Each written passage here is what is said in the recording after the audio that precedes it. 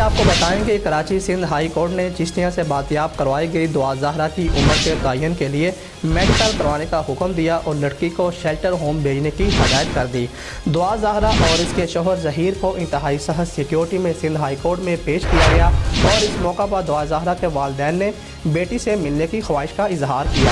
تاہم پولیس نے دعا زہرا کے والدین کو بیٹی سے ملوانے سے انکار کر دیا اور لڑکی کے والد مہدی کاظمی کے وکیل نے عدالت میں کہا کہ لڑکی کے اغوا کا مقدمہ درج ہے اور لڑکی کی عمر بھی کم ہے، اس لیے اغوا کا مقدمہ درج کروایا ہوا ہے۔ مہدی کاظمی کے وکیل نے عدالت میں بتایا کہ دعا کے برتھ سرٹیفکیٹ میں تاریخ پیدائش 27 اپریل 2008 درج ہے۔ اس وقت دعا کی عمر 14 سال اور کچھ دن ہے۔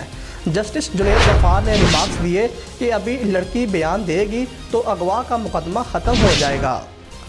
دعا زہرا نے عدالت میں بتایا کہ میرا نام دعا زہرا اور والد کا نام مہدی کاظمی ہے، جس پر عدالت نے پوچھا کہ آپ کی عمر کیا ہے۔ دعا نے بتایا کہ عمر 18 سال ہے اور اپنے شوہر ظہیر کے ساتھ رہتی ہوں۔ سندھ ہائی کورٹ نے استفسار کیا کہ آپ کے والد نے کہا ہے کہ ظہیر نے آپ کو زبردستی اغوا کیا، کہ جس پر دعا نے بتایا کہ نہیں، مجھے اغوا نہیں کیا گیا۔